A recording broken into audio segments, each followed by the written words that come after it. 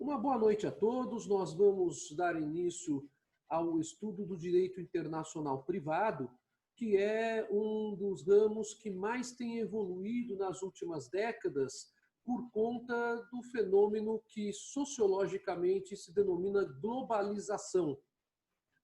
E pouco importando se o nome correto desse fenômeno seria globalização, ou como querem alguns teóricos que procuram defender a soberania dos Estados, alegando que a ideia de globalização seria uma vulnerabilidade, uma ofensa à soberania dos Estados, e aí eles preferem a expressão globalismo. Falar-se em globalização ou em globalismo acaba sendo, no frigir dos ovos, na prática, algo que não tem uma grande relevância, porque o fenômeno da globalização ou do globalismo, como você quiser, é um fenômeno que tende a se acentuar cada vez mais.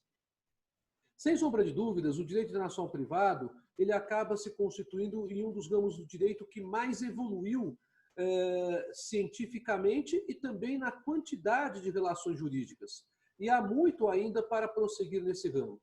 Porque esse ramo ele não trabalha com as relações entre os estados que integram a sociedade internacional ou entre as organizações internacionais que integram a sociedade internacional. Essas relações entre os estados são relações externas e que não dizem respeito ao chamado direito internacional privado. O direito internacional privado trabalha com relações jurídicas de pessoas de nacionalidades diferentes. Esse fenômeno é um fenômeno que não tinha uma repercussão tão intensa antes do advento da internet. Com o advento da internet e também com a elevação quantitativa das viagens para o exterior, não apenas de brasileiros, mas de pessoas do mundo inteiro, nós tivemos uma série de relações jurídicas que se exponencializaram e que trouxeram por decorrência várias questões que são estudadas pelo direito internacional privado desde que ele existe. Essas questões dizem respeito justamente à aplicação da lei. Qual lei será aplicada para reger uma relação jurídica entre um brasileiro e um argentino, entre um brasileiro e um canadense, entre um brasileiro e um francês? Não há como simplesmente falarmos é brasileiro, vamos defender o que é nosso. Então vai aplicar a lei brasileira para favorecê-lo. Não é assim que funciona. Não existe essa casuística, esse mero subjetivismo na ciência do direito. Então o direito internacional privado acaba evoluindo de tal sorte que ele acaba buscando o quê? A solução técnico-normativa.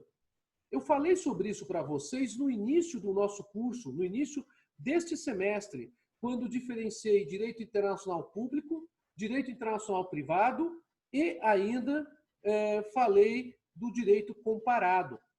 O direito internacional privado ele apenas tem por objetivo a busca da solução técnico-normativa. Apenas tem por objetivo, portanto, indicar qual sistema jurídico será aplicável quando há duas pessoas de nacionalidades diferentes. O sistema jurídico da pessoa da nacionalidade A ou o sistema jurídico da pessoa da nacionalidade B. Pura e simplesmente isso. E aí, a partir do instante que eu tenho a solução técnico-jurídica, aí eu vou para o sistema jurídico daquele Estado que terá a lei a ser aplicada e estudarei o regime jurídico desse Estado, que diz respeito àquela relação jurídica. Portanto, o direito internacional privado, ele trabalha pura e simplesmente com a identificação da norma técnica de solução. Eu trouxe para vocês um PowerPoint e eu vou procurar desenvolver as aulas seguintes agora com o PowerPoint de direito internacional privado. Peço que vocês não se viciem no PowerPoint, porque o PowerPoint é absolutamente um resumo. E é um resumo com palavras-chave. Ele não traz a explicação toda da matéria. É necessário, então, assistir às aulas. Tanto as aulas elas estão gravadas, como vocês sabem, na plataforma da Universidade de São Judas, no YouLife, como também, se vocês preferirem, e aí eu agradeço também com relação ao prestígio, se inscreverem no meu canal de YouTube, que é o Roberto Senise Lisboa, tudo junto, né? Aí estão todas as minhas aulas de Direito Internacional, Público e Privado, que eu dei tanto na Universidade de São Judas, como na PUC de São Paulo, desde o início da pandemia. Então, ali vocês encontram uma série de temas que foram abordados de Direito Internacional Público e de Direito Internacional Privado. E como estou dando para a turma da manhã da Paulista aulas de Direitos Humanos, vocês encontrarão também aulas de Direitos Humanos ali no meu canal de YouTube. Sem prejuízo, obviamente, das excelentes aulas que vocês têm com o professor Gabriel, que está responsável por toda a parte de Direitos Humanos na nossa unidade para vocês. Bem, vamos então aqui compartilhar, e eu deixo vocês à vontade para fazerem perguntas, seja através do áudio, seja através do chat. Vocês fiquem à vontade, tá bem? Então vamos lá.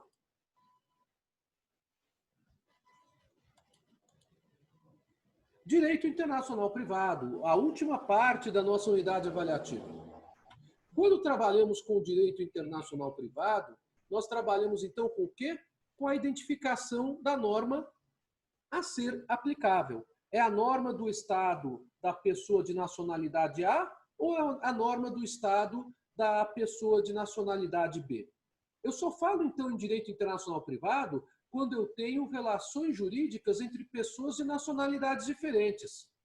Se as pessoas tiverem a mesma nacionalidade, não haverá utilização do direito internacional privado. Por que existe a necessidade de buscarmos uma solução técnico-normativa? Porque vigora no direito internacional a ideia da autodeterminação de cada Estado que integra a sociedade internacional. E conforme eu conversei com vocês, a definição de nacionalidade e os critérios de naturalização variam de Estado para Estado, conforme dispõe cada sistema jurídico. O nosso sistema jurídico brasileiro fala quem é nacional, no sentido de quem é brasileiro nato e quem é brasileiro naturalizado. E fala também como se pode obter a naturalização brasileira. E fala ainda qual é o tratamento dispensado ao estrangeiro. Vocês se lembram disso? Isso foi conversado com vocês. Se vocês tiverem alguma dúvida, procurem a aula de população permanente, onde nós conversamos sobre o critério de nacionalidade. Bem, então nós temos que identificar por que direito internacional privado. O problema da denominação é um problema do século XIX. Antes do século XIX, não havia denominação do direito internacional privado como um conjunto de regras dotado de autonomia científica. Pura e simplesmente o que havia na antiguidade, e aqui eu faço rapidamente uma saída do PowerPoint, era a ideia de que as pessoas de nacionalidades diferentes, elas deveriam ser defendidas mediante o local onde elas se encontravam. Então, a ideia de direito internacional privado também é uma ideia extremamente vinculada à territorialidade, como vocês podem perceber, desde a antiguidade. Só que o sistema antigo de discussão, de debate da lei aplicável, era um sistema onde, quando houvesse nacionalidades diferentes e um nacional estivesse no seu território, é a lei daquele território que seria aplicável. Seria, então, portanto, uma ideia totalmente relacionada à territorialidade. Era, portanto, a lex fori, a lei do foro, a lei do local, a lei da localidade. E essa ideia da lex fori, ela existia até num tratamento que era um tratamento de um pouco de aversão ao estrangeiro. O estrangeiro, ele era considerado um elemento estranho, um elemento com antecedentes ignorados, um elemento que não se sabia o que ele poderia fazer ou não fazer quando estivesse em um dado território. O direito antigo dos povos latinos tinha várias regras de desaprovação do estrangeiro, no território. Então, não havia, obviamente, uma sedimentação com relação a esses regramentos. O que faz gerar um impulso maior das relações jurídicas entre pessoas e nacionalidades diferentes na antiguidade, sem sombra de dúvidas, é o comércio. O comércio é responsável pelo congraçamento que se dá para as pessoas. É no comércio que nós trabalhamos com isso. A ideia do comércio é uma ideia bastante antiga. É uma ideia que vocês encontram tanto durante o grande reinado do Egito, através dos faraós, as várias dinastias de faraós. É um comércio que impulsiona também a aproximação entre pessoas de nacionalidades diferentes durante o Império Babilônico, durante o Império Médio e o Império Persa, durante o Império Grego, durante o Império Romano e mesmo na Europa medieval após a desconstrução do Império Romano. O comércio é que gera a aproximação de pessoas de nacionalidades diferentes normalmente. Este comércio ele existe de forma bastante acentuada na história antiga, no mar Mediterrâneo, através dos fenícios. Certamente vocês já ouviram falar dos fenícios. Os fenícios são, por assim dizer, os ancestrais de sírios e libaneses, no comércio marítimo do mar Mediterrâneo. Trabalhando com o chamado comércio marítimo no Mar do Norte, que é aquele mar que fica acima da Alemanha e da França, e é o mar que banha as Ilhas Britânicas, e é o mar que também banha os países nórdicos, Noruega, Suécia e Finlândia, vocês vão encontrar esse comércio muito desenvolvido pelos vikings. Claro, nós tínhamos também o comércio desenvolvido por outros povos bárbaros naquela época no Mar do Norte. O Mar do Norte ele não tem, por assim dizer, um domínio tão intenso dos povos que fazem o comércio marítimo. O Mediterrâneo tem o domínio intenso dos fenícios. Isto faz com que haja aproximação, sem sombra de dúvidas, entre os povos. Mais do que isto faz com que se permita que o estrangeiro possa transitar no território de um outro império ou de um outro governo com autorização de comercializar. A autorização de comercializar leva em conta as necessidades do governo local e muitas vezes acaba sendo de interesse para o governante local receber aquele comerciante. Além disso, nós também temos a ideia bastante forte do incremento do chamado comércio terrestre. Essa ideia do comércio terrestre, ela acaba sendo desenvolvida de forma mais contundente nas áreas que não têm acesso marítimo. Nas áreas de acesso marítimo, nós temos o atracamento no porto, o comércio normalmente realizado no cais. Quando há autorização para o comerciante entra a cidade adentro para realizar o seu comércio. Quais são as regras aplicáveis para o comércio internacional da antiguidade? São as regras da territorialidade, são a lex fori. Estrangeiro não é bem-vindo, mas se o estrangeiro está ali comparecendo, ele está com autorização do governo para entrar ali. Então ele passa a ser bem-vindo para realizar apenas os contratos de compra e venda de mercadorias e nada mais. É essa a ideia da antiguidade. A Idade Média também não se conforma, não dá uma autonomia científica para essa relação jurídica entre pessoas de nacionalidades diferentes. Há uma série de debates, e vou falar aqui de alguns para vocês, mas não tem uma autonomia científica a ponto de estabelecer um ramo do direito que trabalhe com aquilo que se denomina hoje direito internacional privado. Na verdade, a denominação direito internacional privado é uma denominação que se deve ao norte-americano Joseph Story. Joseph Story, ele é o grande responsável por sugerir como nome para esta ciência que aborda o conflito de leis no espaço, o nome de direito internacional privado. É bastante característico no direito moderno, no direito de outros povos, que não os povos de origem latina como o Brasil, e também no direito medieval, a expressão conflitos de direitos ou conflitos de leis.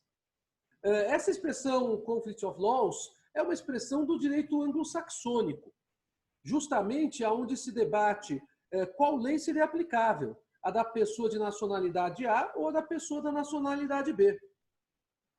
Joseph Story, professor da Universidade de Harvard, sugeriu, no entanto, a denominação direito internacional privado. Essa denominação, sugerida por esse professor no século XIX, foi bastante criticada pelos doutrinadores outros daquela época, bem como por vários autores internacionalistas do século XX. Mas esta denominação acabou prevalecendo, vejam vocês. E por que acabou prevalecendo? Ela era criticada porque ela gerava uma confusão se o direito seria internacional mesmo ou se o direito seria entre particulares. Essa foi a grande confusão que foi criada por essa nomenclatura. Os críticos dessa nomenclatura falavam: se nós estamos estudando se vai ser aplicada a lei do país A ou a lei do país B, a questão é de conflito de leis. Então, o correto seria se dar à matéria uma autonomia científica com o nome conflito de leis. Mas não é isso que preponderou. Direito internacional privado prevaleceu em vários sistemas jurídicos com essa denominação, inclusive no sistema brasileiro, por uma razão muito simples.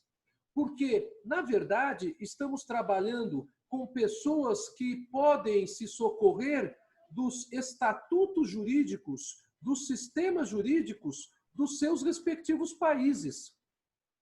Então, havendo um conflito de interesses naquela relação jurídica celebrada entre um brasileiro, por exemplo, e uma pessoa da nacionalidade X, pouco importando qual que é o país de origem dela, qual é a nacionalidade dela, mas não é brasileira, eu posso ter um conflito de interesses nessa relação jurídica.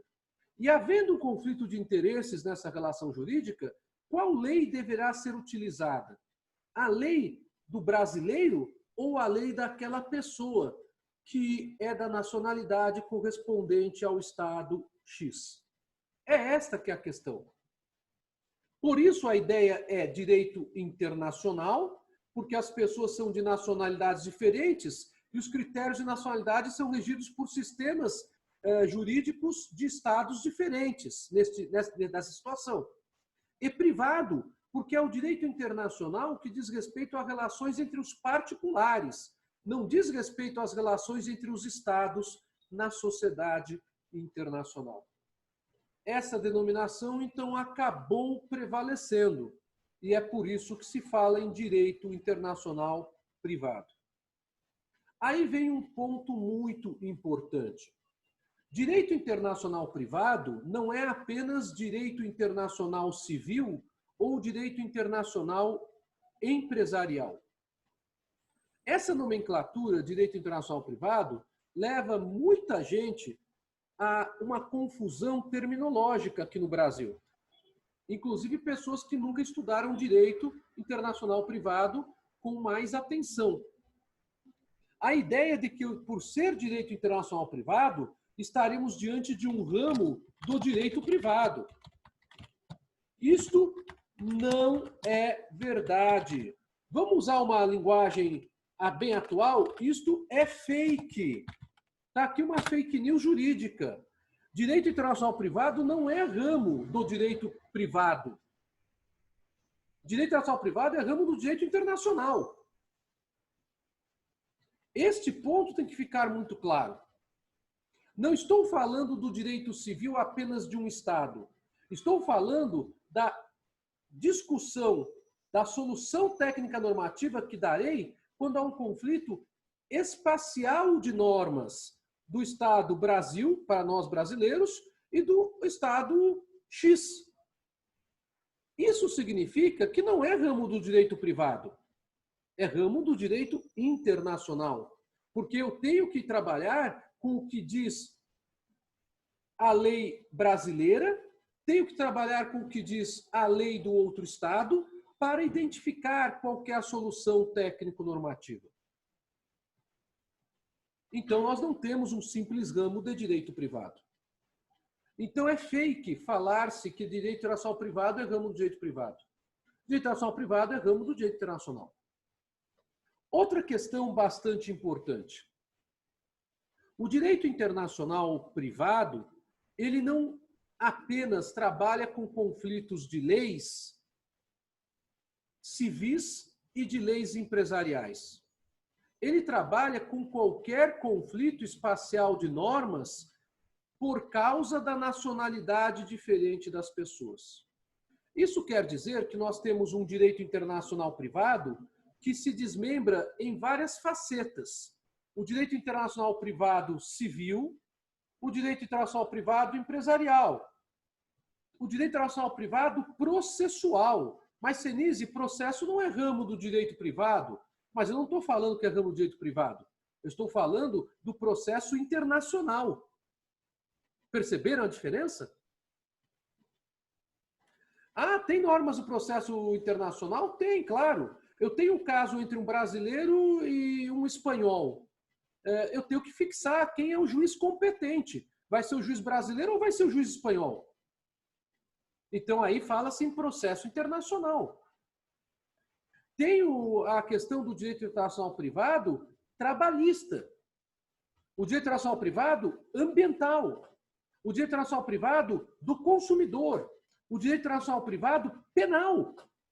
Penal, Senise? Sim, porque eu tenho que discutir qual é a lei a ser aplicável. Vai ser a lei do Brasil ou vai ser a lei de outro país naquelas questões que nós temos, crimes cometidos fora do território brasileiro ou crimes iniciados no território brasileiro e consumados fora do território brasileiro? Então, tudo isso envolve aspectos de conflito aparente de leis no espaço.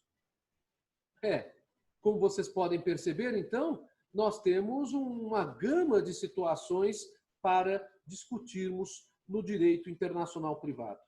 O direito internacional ele não é nem público nem privado, porque ele não é direito interno. Ele é direito internacional, lembrem-se disso. E se ele é privado, é porque ele está discutindo qual é a lei a ser aplicada. A lei da pessoa da nacionalidade A ou a lei da pessoa da nacionalidade B. Isso ficou claro para vocês? Se ficou claro, eu posso seguir?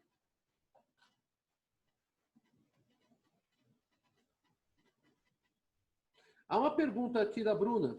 E quais são as fontes principais do direito internacional privado? Segue a mesma linha do público em relação a isso? É parecido. Eu já vou explicar, Bruna. Então vamos lá, vamos voltar aqui ao PowerPoint. Quais são as diferenças do direito internacional privado com o direito comparado? Bem, o direito internacional privado, conforme eu acabei de conversar para vocês, é um direito que se limita a identificar a norma técnica aplicável. Se é a norma do Estado A ou se é a norma do Estado B, quando há pessoas de nacionalidades diferentes. O direito internacional público é um direito muito mais amplo, porque ele trabalha com todo o conjunto de valores, princípios e normas internacionais celebradas entre os Estados e as organizações internacionais que integram a sociedade internacional. Então, aqui nós estamos diante de um sobredireito, de um superdireito, conforme já conversamos nas aulas anteriores. As normas de direito internacional público, elas não são hierarquicamente superiores ao direito interno de cada Estado. Mas cada Estado poderá recepcionar a norma de direito internacional público recepcionando o tratado internacional. E aí eu salientei para vocês, inclusive na aula passada, quando falei sobre tratados internacionais, que os tratados internacionais eles são recepcionados na forma do artigo 49, inciso 1º da Constituição Federal, que é a forma de recepção por meio de decreto legislativo, porém com status de lei ordinária. Já tratando-se de tratado internacional que versa sobre direitos humanos, havendo a aprovação de ambas as casas do Congresso Nacional por 3/5 de votos, pelo menos, esse tratado, por versar sobre direitos humanos, tendo esse quórum mínimo de aprovação, ele será recepcionado como emenda à Constituição. Então, como vocês podem perceber, o direito internacional público é muito mais amplo do que o direito internacional privado. O direito comparado, ele é muito importante e ele serve de importante auxílio tanto para o direito internacional público como para o direito internacional privado. E por que serve de auxílio para o direito internacional privado? Aí vem uma questão ligada à atuação da advocacia internacional. O advogado internacional, ele deve, como advogado de outras áreas do direito, não apenas propor a medida que ele julga adequada, mas propor a medida que ele julga adequada porque estrategicamente, mais para frente, ele tem a expectativa de que um determinado caminho será utilizado. Essa estratégia em direito internacional privado exige, então, uma pesquisa antecedente do que diz o direito do Brasil e do que diz o direito do Estado da pessoa da outra nacionalidade sobre aquela relação jurídica que gerou o conflito. Vamos supor que o conflito seja por uma questão relacionada à guarda de filhos, uma questão de direito de família. Uma pessoa que é norte-americana se casa com uma brasileira, mora aqui no Brasil durante algum tempo e se divorciam. Ele volta para os Estados Unidos, até mesmo porque a sua empresa o chama de volta para os Estados Unidos, e então ele pede a modificação da guarda do menor, que se encontra, pela decisão do divórcio feito aqui no Brasil, com a mãe brasileira. Qual lei será aplicável? Em primeiro lugar, eu tenho que verificar qual lei processual será aplicável. Então, na advocacia internacional, eu tenho que viabilizar soluções que seriam as melhores para o meu cliente. O juiz e o promotor, quando atua no processo, ele não tem a obrigatoriedade de saber direito estrangeiro. Então, quem que vai apresentar as cartas do direito estrangeiro para o juiz? O advogado. Por isso, a advocacia internacional tem crescido tanto. Imaginem vocês, a advocacia internacional precisa, obviamente, de um escritório correspondente no exterior para tratar de forma avulsa daquele assunto. Mas há grandes escritórios no Brasil que têm parceiros internacionais fixos, por contratos de parceria internacional. A Bruna está lembrando, teve um caso assim famoso, né, professor? Teve, Bruna, que foi o caso do Shen, né? Do menino Shen. E nesse caso, houve uma grande repercussão no Brasil, porque na época a imprensa e a sociedade brasileira não entendia por que a guarda foi dada para o pai e não para a mãe. Porque o pai ganhou o caso e não a mãe. Então, essas situações envolvem o quê? Estratégia. O advogado, ele é bom não apenas por saber propor a medida, mas por agir com estratégia. E na advocacia internacional é muito importante saber agir com estratégia. Vejam só, se eu, como advogado internacional, tenho um caso desse, eu tenho que verificar, em primeiro lugar, se a lei norte-americana dá competência internacional para o juiz. Em segundo lugar, a competência internacional do Brasil. Verifiquei essa situação, aí eu vou para a segunda etapa. Já que há competência internacional para o juiz norte-americano e também há competência internacional para o juiz brasileiro, e nesse caso há para os dois, tá? Eu tenho que discutir uma outra situação. Qual é a outra situação? Eu tenho que discutir como é que fica a questão do direito material aplicável. Porque o juiz norte-americano poderá, ainda que se reconheça competente, entender que o caso comporta a aplicação do direito material brasileiro e não do direito material norte-americano. Opa! Como é que funciona isso, Senise? Deixa eu entender. A fixação do juiz internacionalmente competente não significa que ele vá se valer da lei do país que ele está representando como juiz.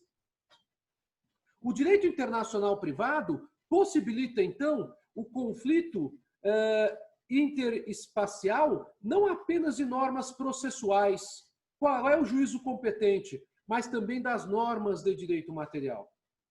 Trocando em miúdos, o juiz brasileiro, vamos supor, se ele vier a se reconhecer com competência internacional para julgar determinado caso, e nós veremos que há artigos que tratam desse tema, o juiz brasileiro poderá se julgar internacionalmente competente. Mas isso não significa que o processo civil que ele está presidindo, que é um processo que tramita no Brasil segundo as regras processuais brasileiras, será julgado no mérito pelas normas do direito substantivo brasileiro. É isso que eu estou falando, então, Karen. Repete que deu um nó. Mas vocês vão se acostumar com esse nó. Então, eu posso ter um juiz brasileiro que se reconheça internacionalmente competente, mas que, ao analisar o caso, seja convencido pela análise do conflito de normas de direito substantivo que ele deve aplicar não o direito brasileiro, o direito material, civil, empresarial, etc., mas o direito estrangeiro. Então, o juiz pode aplicar excepcionalmente a lei estrangeira. Imaginem vocês, um juiz norte-americano, por exemplo, pode aplicar excepcionalmente para resolver a questão de direito material o direito estrangeiro. O juiz brasileiro pode aplicar excepcionalmente para resolver a questão de direito material, que é o mérito, né? O direito de outro país. O convencional é que o juiz, quando se reconhece competente, ele acaba aplicando o direito material do próprio país dele. Mas muitas vezes não é esta a solução do caso. Aí ele terá que aplicar o direito estrangeiro. A isso se dá o nome de um princípio em direito internacional e começo a construir a resposta das fontes que foi feita pela Bruna, que é o princípio da excepcional aplicação do direito estrangeiro. Esse princípio da excepcional aplicação do direito estrangeiro permite ao juiz brasileiro, por exemplo, presidir um processo civil segundo as leis processuais brasileiras. Porém, julgar o caso, o mérito, com base nas leis de direito material do outro país. Então, eu posso ter esse tipo de situação. Claro, posso ter a situação normal, que é a mais sedutora, né? Mas nem sempre é a correta, nem sempre é a adequada. O juiz brasileiro se reconhece competente, então ele julgará segundo as leis processuais brasileiras e a questão de mérito ele aplicará o direito brasileiro. Isso é o mais cômodo. Aí vem a pergunta da Bianca. Você pode repetir o conceito do princípio? Posso, Bianca? O princípio é princípio da excepcional aplicação do direito estrangeiro. Por esse princípio, um juiz que se julga internacionalmente competente para apreciar o caso que lhe é submetido poderá decidir o mérito deste caso segundo a lei estrangeira. Tudo bem? Se vocês entenderem, então, isso, vocês passaram a ter uma compreensão muito grande de direito internacional. Porque isso, na verdade, é uma chavinha que não é difícil, mas as pessoas têm muita dificuldade de acompanhar. Então, eu tenho aqui uma pergunta da Bruna. No caso da Cláudia Cristina Sobral, ela cometeu crime nos Estados Unidos, porém foi presa aqui no Brasil extraditada. O Brasil, então, não pode opinar em nada em relação a este caso depois que ela foi extraditada? Não, Bruno. Não. O Brasil pode até se valer da sua diplomacia para tentar, através da diplomacia internacional, alguma solução diplomática que possa eventualmente beneficiar a Cláudia Cristina Sobral. Mas o Brasil, a partir do instante que ele concedeu a extradição porque ele está reconhecendo como válida a decisão estrangeira. A lei competente nesse caso, acredito, é a dos Estados Unidos. Sim, porque o crime foi cometido em território norte-americano. E em direito internacional penal, vocês verão que o grande critério para atos ilícitos é um critério que eu já até adianto aqui, se já quiserem anotar, que é o critério chamado lex loci delicti, isto é, o local onde o delito foi cometido. Em direito internacional penal, é esse o critério que vigora. E então, nesta situação, o que acontece? Decisão nenhuma de juiz estrangeiro tem validade no Brasil.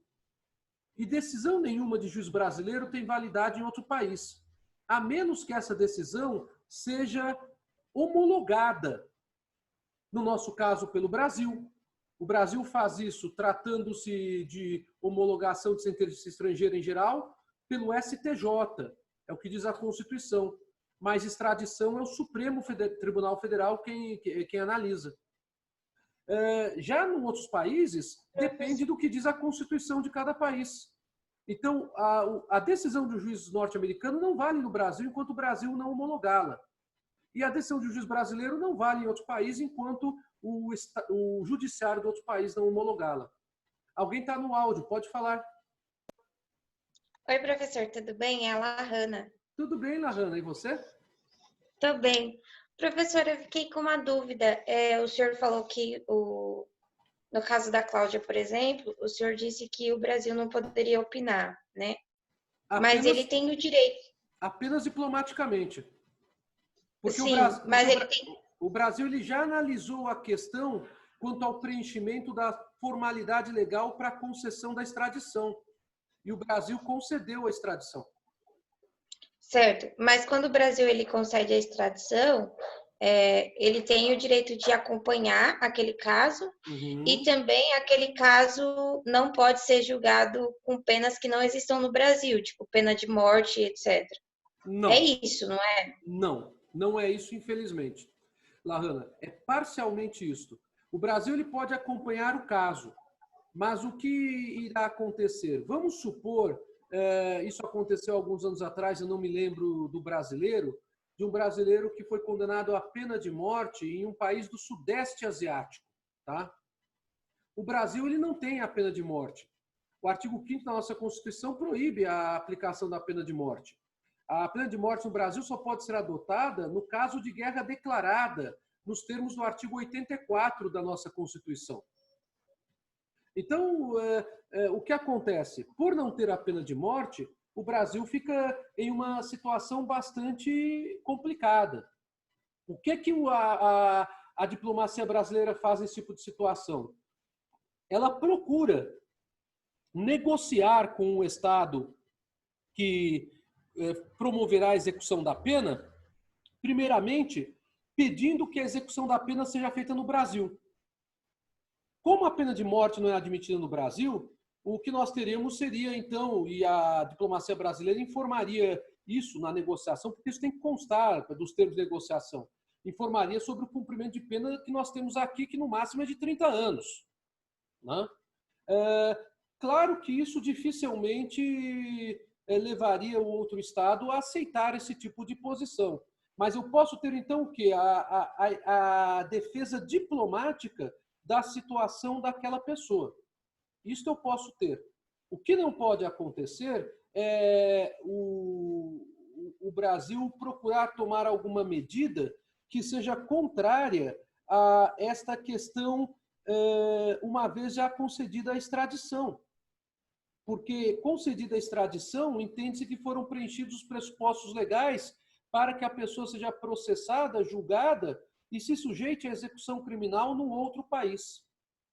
Aí o problema está ligado muito mais às missões diplomáticas, porque eu tenho a questão do princípio da autodeterminação dos Estados. Fala, Hanna. Então não tem uma força jurídica que possa demover a solução jurídica interna.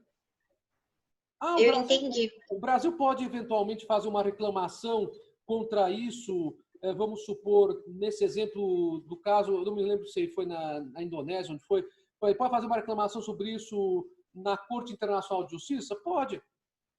Olha, nós não concordamos porque a pessoa de nacionalidade brasileira, blá, blá, blá, blá, blá. Só que o sistema utilizado naquele direito interno daquele Estado permite isso. Então, é uma situação complicada mesmo. É que eu lembrei, professor, porque quando alguém citou esse caso, eu lembrei que a gente trabalhou ele no primeiro semestre. Uhum. E dos requisitos do Brasil para extraditar a Cláudia foi justamente que ele não aplicasse em pena de morte para ela, né?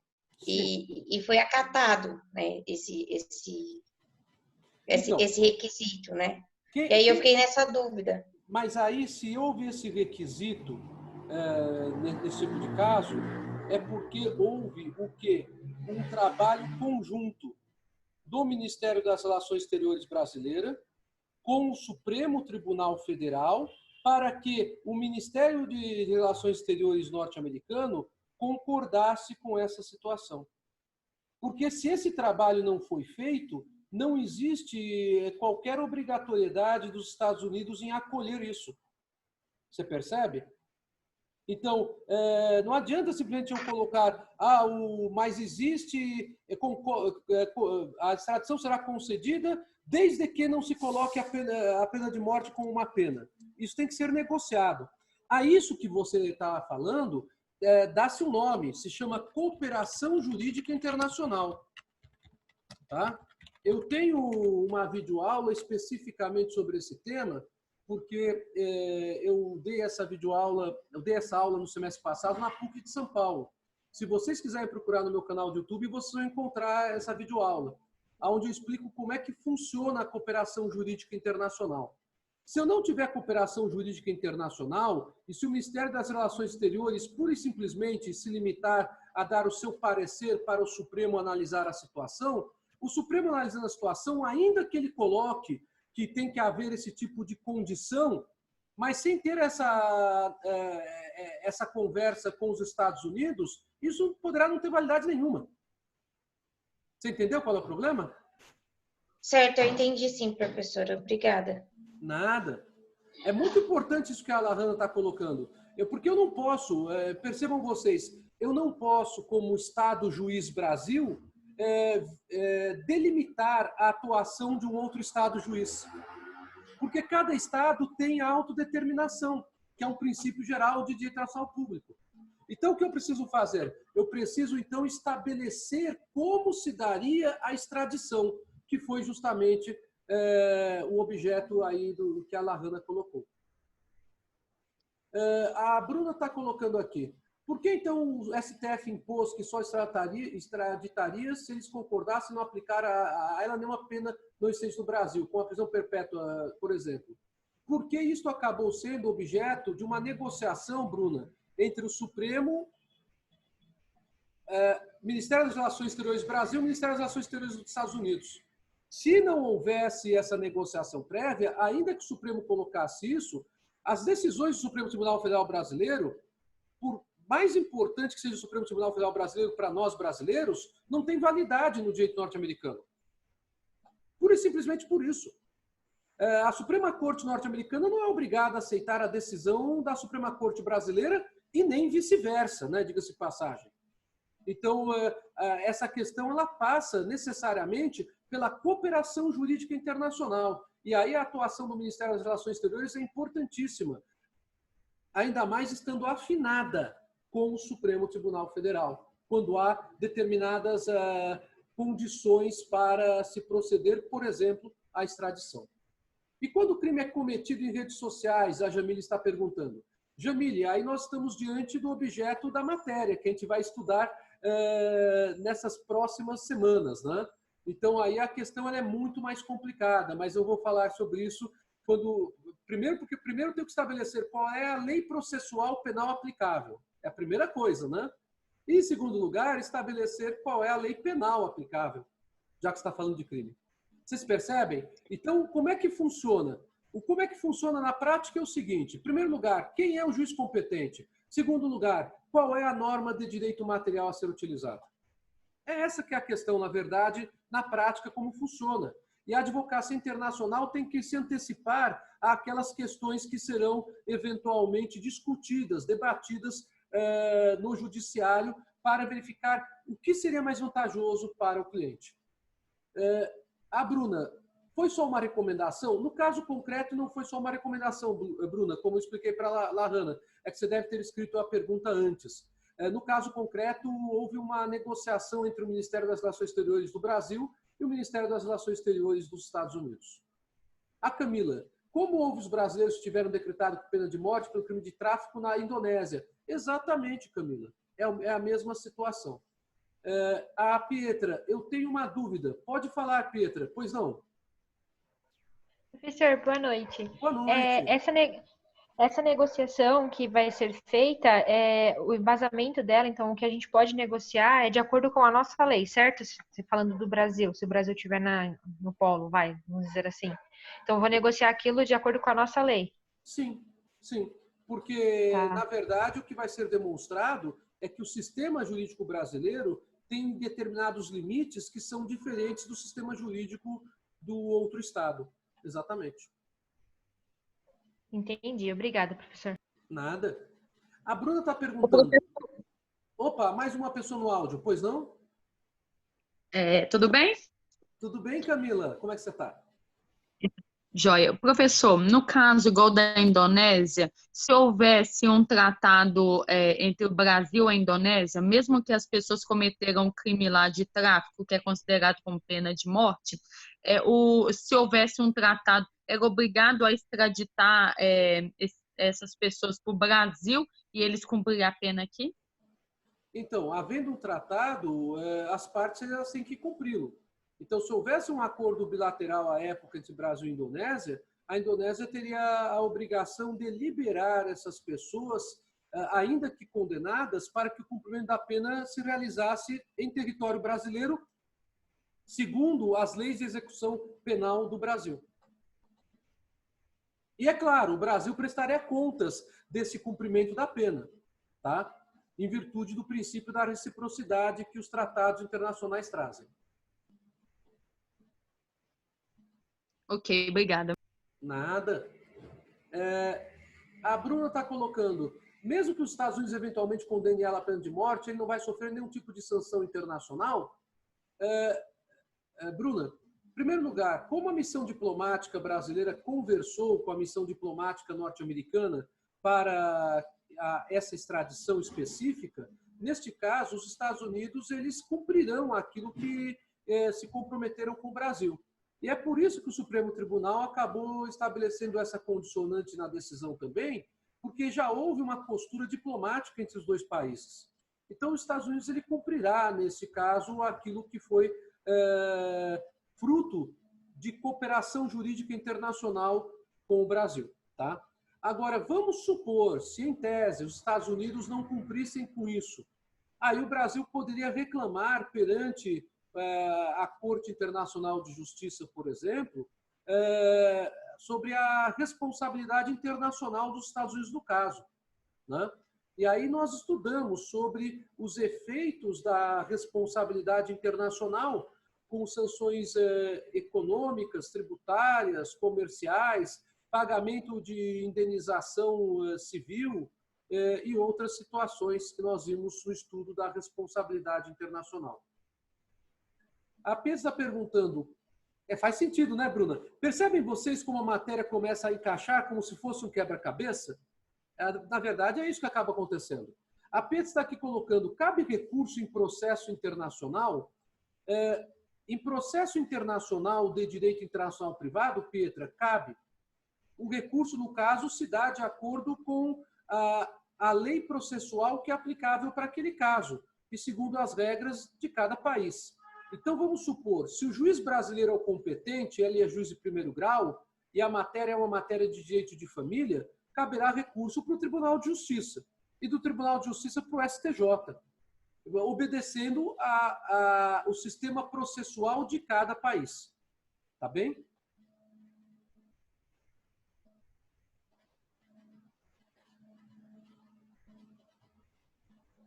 Tudo bem, pessoal? Deu para acompanhar? Fico muito contente com as perguntas de vocês, todas muito interessantes e muito boas para a matéria, porque já dá para vocês terem, então, uma dinâmica na cabeça de vocês, e que é a dinâmica que deve reger a advocacia internacional. Então, a primeira dinâmica é, eu tenho um conflito de interesses, não houve condições de fazer solução adequada de conflitos entre os particulares, que não quiseram se valer de conciliação, de mediação, de negociação ou de arbitragem internacional, porque são pessoas de nacionalidades diferentes. Então, vamos lá, eu tenho que ir para o fórum. Mas eu vou para que fórum? Para o fórum dos Estados Unidos ou para o fórum do Brasil, por exemplo? E indo para o fórum dos Estados Unidos, eu vou poder sustentar que é a lei brasileira que vai ser aplicável? Então, esse que é todo o debate do direito internacional privado na prática. Bem, vamos então continuar um pouquinho mais antes de darmos o intervalo. O objeto do direito internacional privado, qual seria? É o estudo de normas de superdireito interno. Socorro! Jesus, Maria, José, os 3 Reis Magos, os pastores do campo, a manjedoura e todo mundo. O que é que você está querendo dizer com isso, Senise? Normas de superdireito interno. Eu conversei com vocês que o direito internacional público é um supradireito, ou um superdireito externo. E que não há hierarquia entre as normas de direito internacional público e as normas de direito interno. Karen, acertei, né? Bom, o que quer dizer essa expressão, normas de superdireito interno? Eu não tenho a solução do conflito de normas espaciais a partir de tratado internacional, a não ser se expressamente houver um tratado a este respeito. Normalmente, a solução que eu tenho, ela é obtida pelas regras internas de conflito de leis no espaço. Então, o que leva à solução do direito internacional privado de identificar se a norma será aplicável, será a do Brasil ou será a de outro país, são essas normas de superdireito interno. Por que superdireito? Porque eu estou trabalhando com direito internacional. Só que essas normas, elas são fixadas normalmente pelo direito interno de cada país.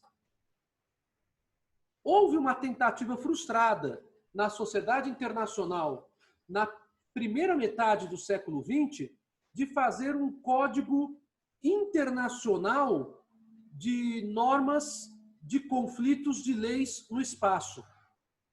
Esse código não deu certo.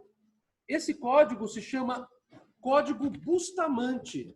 Eu vou até falar um pouquinho sobre ele depois do intervalo. O Brasil, inclusive, foi signatário desse tratado internacional que criou o Código Bustamante. Mas, embora o Brasil tenha até mesmo recepcionado o Código Bustamante em seu direito interno por decreto legislativo, o Brasil não o utiliza, porque este código ele não é utilizado pela sociedade internacional contemporânea. Isto quer dizer que o direito brasileiro ele tem suas normas próprias, que fixa regras internas de conflito de normas entre o Brasil e outros estados. E não é só o Brasil que tem estas normas próprias. Os países que integram a sociedade internacional, na sua grande maioria, têm. E aqueles que não têm, podem encontrar outro tipo de solução segundo o seu direito interno.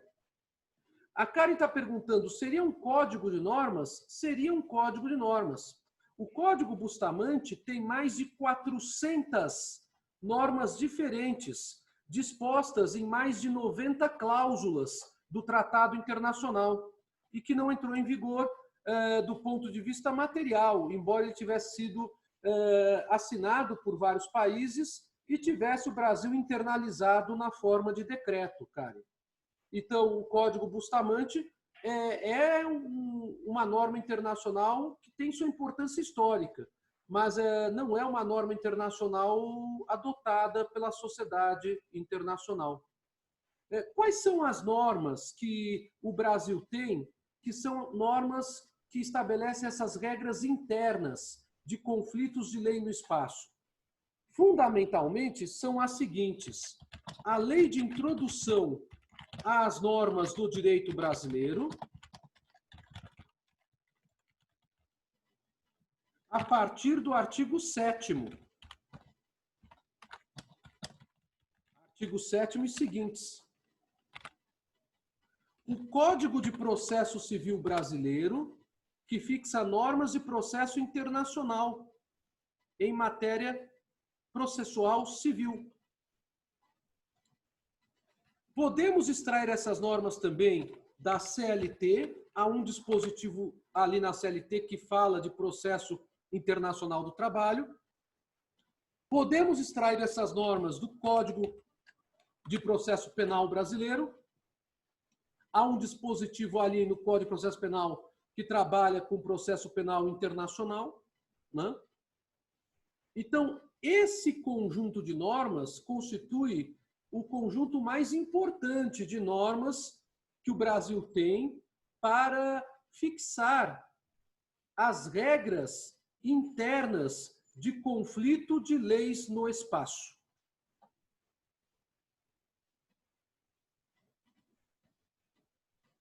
Há uma pergunta da Bruna. Por que não entrou em vigor, professor? Não ia ser proveitoso para o cenário internacional? Bruna, muitos autores defendem que sim, mas muitos países entenderam que isso não seria proveitoso e que eles não concordavam com vários dispositivos. Então, ao invés deles fazerem aquele direito de reserva que um país pode fazer, um Estado pode fazer, a gente viu na semana passada, em apenas aderir à parte do tratado, a maioria dos Estados que integram a sociedade internacional acabou não assinando, nem no momento da celebração do tratado e nem depois, o Código Bustamante. Então, foi uma razão relacionada pura e simplesmente à manifestação de vontade dos Estados. Seria proveitoso, sim. Penso que sim. Pois não, Lahana? Professor, eu estou vendo o senhor citar bastante o direito penal e eu fiquei com uma dúvida. Sim. O direito penal em si, ele não faz parte do direito internacional público? Ou ele faz parte do direito internacional privado? Está me dando um nó na cabeça, Bom, porque o direito internamente penal... ele é público, né? Isso. O direito penal ele é público. Assim como o processo civil, o processo penal e o processo trabalhista também são públicos. Você percebe? Então, sim, sim. Então, por que a denominação direito internacional privado? Porque eu estou trabalhando com uma questão que envolve pessoas de nacionalidades diferentes. Então, eu tenho que verificar qual lei processual será aplicável em se tratando de processo internacional. E tenho que verificar qual lei de direito material será aplicável em se tratando de direito material. Direito penal é matéria de direito substantivo, é direito material. Percebe? Uhum. Processo Sim. penal é matéria de direito processual, de direito instrumental. Uhum. Ah, tá. Não, é só para desembaralhar o nó na minha cabeça. Assim. Porque a denominação direito internacional privado dá esse nó, você tem toda a razão. E por isso que muita gente se atrapalha quando começa a trabalhar com essa matéria, porque não estudou essa matéria um pouco mais a fundo. Então, e essa matéria é a matéria da ordem do dia, por força da expansão que houve no tráfego internacional de pessoas e de bens e por força do comércio eletrônico, que foi aqui muito bem lembrado, inclusive numa questão que foi feita por uma de vocês sobre crimes informáticos, né? Certo, tá bom. Obrigada, professor. Nada. Bom, pessoal, vamos dar o nosso intervalo, então? E foi muito bom. É muito bom quando vocês perguntam. As perguntas, elas enriquecem a aula, dão mais sentido à aula. E depois do intervalo, eu vou responder à pergunta, não me lembro se foi da Bruna, sobre as fontes do direito internacional privado. Então, é muito importante a gente conversar um pouquinho sobre isso. Obrigado, Karen. Eu fico muito feliz que vocês estão gostando da aula. Então, gente, até já. Tomem um cafezinho, façam o lanchinho da noite, né? E daqui a pouquinho nós retornamos.